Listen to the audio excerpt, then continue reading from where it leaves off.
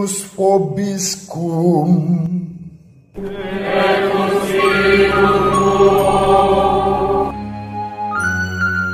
Sahabat peradaban kasih ekologis yang terkasih, selamat berjumpa dalam renungan harian bersama saya Romo Alois Budi Purnomo PR melalui channel ini. Semoga panjenengan selalu sehat, tetap semangat tanpa sambat, dan selalu bahagia, kebahagiaan yang bersumber dari Tuhan Allah kita. Mari kita awali perjumpaan kita dengan bersatu di dalam doa. Dalam nama Bapa dan Putra dan Roh Kudus. Amin. Allah Bapa yang Maha Pengasih dan Penyayang, kami bersyukur kepadamu pada hari ini. Kami boleh belajar setia seperti Santa Agnes, martir dan perawan yang mempersembahkan hidupnya bagi Kristus. Semoga keteladanan Santa Agnes dapat kami contoh dalam hidup kami sehari-hari yang terus berjalan bersama Kristus, bersama dengan orang-orang yang Kau percayakan kepada kami untuk kami layani. Demi Kristus Tuhan dan pengantara kami, yang hidup dan berkuasa bersama Diko dan Roh Kudus, Allah yang Maha Esa Tritunggal Maha Kudus, sepanjang segala masa. Amin. Dalam nama Bapa dan Putra dan Roh Kudus. Amin. Sahabat peradaban kasih ekologis yang terkasih, hari ini hari Selasa, masa biasa pekan yang kedua, tanggal 21 Januari 2025. Secara liturgis, penanggalan liturgi kita menyebut dan menawarkan hari ini menjadi peringatan wajib Santa Agnes. Selamat untuk panjenengan yang bernama Santa Agnes, baik untuk nama baptis maupun untuk nama sakramen penguatan. Ayo, siapa yang di antara penonton dan subscriber yang mengikuti renungan harian saya ini yang bernama Agnes, silahkan jangan malu-malu menulis di kolom komentar di mana panjenengan saat ini tinggal, hidup, dan berada. Dalam perlindungan Santa Agnes selalu mendapat berkat dari Tuhan. Mari kita baca bacaan pertama, surat kepada umat Ibrani atau surat kepada orang Ibrani, bab 6 ayat 10-20. Saudara-saudara, Allah bukan tidak adil, maka tidak mungkin Ia lupa akan pekerjaan dan kasih yang kamu tunjukkan terhadap namanya lewat pelayananmu terhadap orang-orang kudus yang masih kamu lakukan sampai sekarang. Tetapi kami ingin supaya kamu masing-masing menunjukkan kesungguhan yang lestari, sampai apa yang kamu harapkan akhirnya benar-benar kamu miliki. Kami ingin kalian jangan menjadi lamban, tetapi tetap bersemangat mengikuti jejak mereka yang oleh iman dan kesabaran mendapat bagian dalam apa yang dijanjikan Allah. Ketika Allah memberikan janjinya kepada Abraham, Ia bersumpah demi dirinya sendiri, karena tidak ada orang yang lebih tinggi daripadanya. Dalam sumpah itu Ia berjanji, sesungguhnya aku akan memberkati engkau berlimpah-limpah dan akan membuat engkau sangat banyak. Abraham menanti dengan sabar dan dengan demikian ia memperoleh apa yang dijanjikan kepadanya. Kalau orang bersumpah, ia bersumpah demi orang yang lebih tinggi, dan baginya sumpah itu menjadi suatu pengukuhan yang mengakhiri segala kesangsian. Karena itu, untuk lebih meyakinkan mereka yang berhak menerima janji dan supaya mereka benar-benar percaya akan putusannya, Allah telah mengikat dirinya dengan sumpah. Kedua kenyataan ini, janji dan sumpah, tidak berubah-ubah, dan tentang ini Allah tidak mungkin berdusta. Jadi maksud Allah mengikat janji dengan sumpah ialah supaya kita mencari perlindungan beroleh dorongan yang kuat bahwa kita akan menjangkau pengharapan yang terletak di depan kita. Pengharapan itu adalah sauh yang kuat dan aman bagi jiwa kita.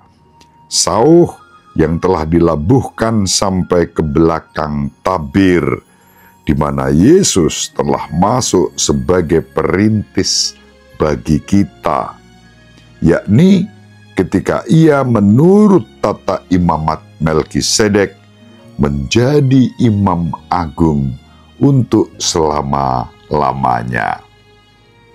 Demikianlah sabda Tuhan, syukur kepada Allah. Mazmur tanggapan dengan referen Tuhan selamanya ingat akan perjanjiannya. Aku bersyukur kepada Tuhan dengan segenap hati dalam lingkungan orang-orang benar dan dalam jemaat. Besarlah perbuatan-perbuatan Tuhan layak diselidiki oleh semua orang yang menyukainya. Perbuatan-perbuatannya yang ajaib dijadikan peringatan. Tuhan itu pengasih dan penyayang kepada orang takwa, diberinya rezeki.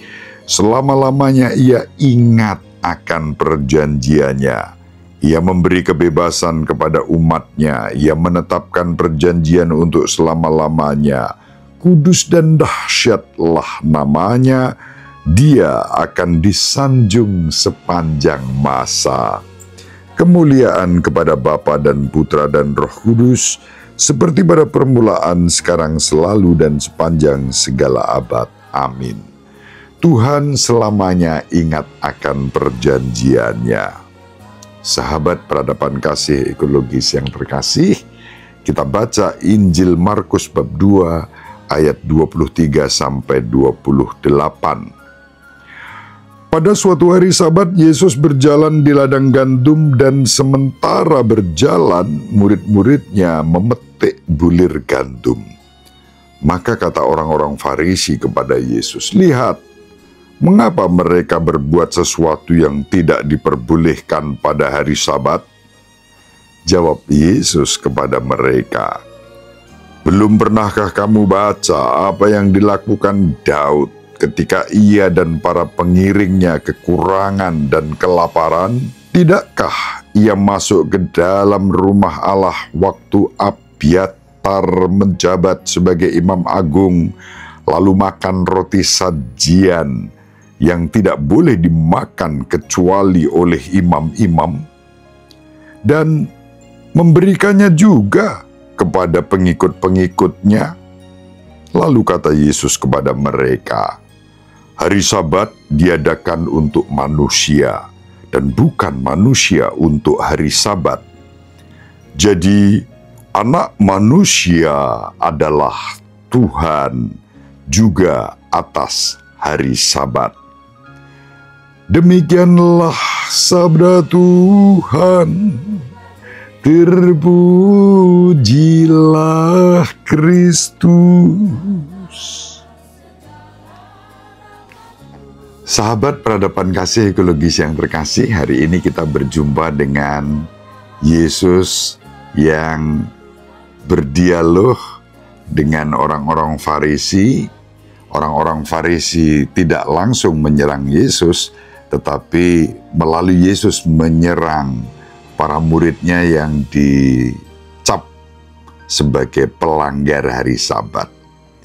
Orang-orang Farisi sangat khawatir tentang banyak hal yang merupakan penyimpangan dari hukum Allah. Orang Farisi ini menjaga wibawa hukum Musa, hukum-hukum Allah. Perintah ketiga memanggil mereka untuk menguduskan hari Sabat. Lebih jauh kita bisa membaca dalam kitab Keluaran bab 20 ayat 8 sampai 10 tentang tata aturan hukum Sabat itu dan larangan, ya, tidak boleh melakukan pekerjaan apapun pada hari Sabat. Karena apa? Hari Sabat harus dipakai untuk istirahat, bukan untuk bekerja. Tapi istirahat bukan istirahat leha-leha, santai, refreshing, jalan-jalan. Istirahat di sini dihubungkan dengan ibadat. Jadi istirahat untuk memuji dan memuliakan Allah, untuk bersyukur atas segala karunia yang dilimpahkan oleh Allah dalam hidup ini. Itu makna hari Sabat, istirahat untuk memuji Allah. Maka apa yang dilakukan oleh para murid, memetik bulir gandum, kemudian menggisar dan memakan bulir-bulir gandum itu dianggap melanggar hukum Sabat. Ini ya orang-orang Farisi sedemikian rupa detail sampai tidak boleh bekerja, lalu disimpulkan antara lain juga tidak boleh memetik gandum. Kalau kita pergi ke Tanah Suci pada hari Sabat, itu memang banyak orang Yahudi itu yang tidak masak, kemudian mereka tinggal di hotel, tinggal makan, menikmati hidangan-hidangan yang ada di situ. Suatu kali saya mengikuti international course dalam rangka Religion and Public Life di Bulgaria dan di Turki sebetulnya, tapi lebih banyak di Bulgaria, di Plovdiv and Sofia University. Penyelenggaranya itu Adam Shaliman, seorang yang beragama Yahudi, dan pada hari Sabat sudah libur. Nanti pas hari Minggu malah ada kegiatan seperti itu. Hari Sabat mereka dihitung mulai dengan Jumat sore. Ya. Jumat sore itu sudah mulai, kita tidak banyak acara. Lalu kita mengikuti tata cara ibadat di sinagoga, lalu ikut perjamuan dengan mereka. Perjamuan dalam arti perjamuan Yahudi, bukan perjamuan Ekaristi. Itu ada pengalaman seperti itu. Pada hari Sabat memang tidak boleh berkegiatan. Suatu kali ketika berada di Tanah Suci, di hari Sabat pun itu sudah disediakan lift. Ya, lift yang bergerak, naik turun. Penumpang atau pengguna lift itu tidak perlu mengulurkan tangan, mencet tombol. Mencet tombol ini sudah diperhitungkan bekerja tampaknya. Karena apa? Pada waktu itu saya, karena tidak tahu, saya antri ikut di lift Sabat, saya ngulurkan tangan mau mencet tombol, dan kemudian ada anak kecil orang Yahudi yang namplek tangan saya. No, tidak boleh gitu ya. Lalu saya tertawa, "Lu kamu namplek saya itu dengan seluruh energimu, kamu malah melanggar hari Sabat. Lebih besar energi yang kau keluarkan untuk namplek tangan saya dibandingkan tangan saya mau mencet tombol." Itu terjadi, ya, menjaga hukum Sabat. Nah, sahabat peradaban kasih ekologis yang terkasih, orang-orang Farisi menegur murid-murid Yesus karena melanggar hari Sabat, dan kemudian Tuhan kita Yesus Kristus menunjukkan kepada orang Farisi, Anak Manusia adalah Tuhan juga atas hari Sabat. Ini dahsyat yang dikatakan oleh Yesus. Tuhan kita Yesus Kristus tidak mau membelenggu kita dengan hukum-hukum yang memberatkan. Justru kita dengan merdeka dipanggil untuk mengasihi. Kita menghadirkan Allah yang mengasihi manusia, kasih yang tertuju untuk semua orang. Hukum kasih, anggur baru, kantong baru. Maka tidak kemudian bersikap formalistik, legalistik, apalagi kalau disertai sikap dan sifat Farisiisme. merasa diri paling benar, lalu mencermati kesalahan-kesalahan orang lain, bahkan yang kecil-kecil.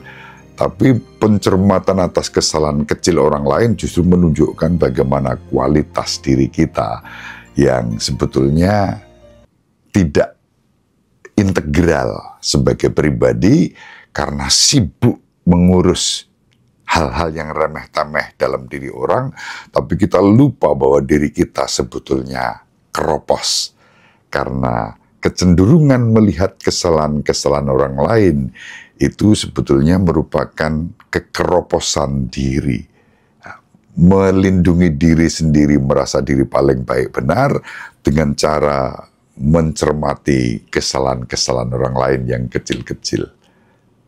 Sing dablek wae dalam Yesus. Dalam Yesus, tapi bukan dablek semau gue lu peduli apa, tapi mari kita percaya bahwa Tuhan mengurus hidup kita, Tuhan akan membela kita.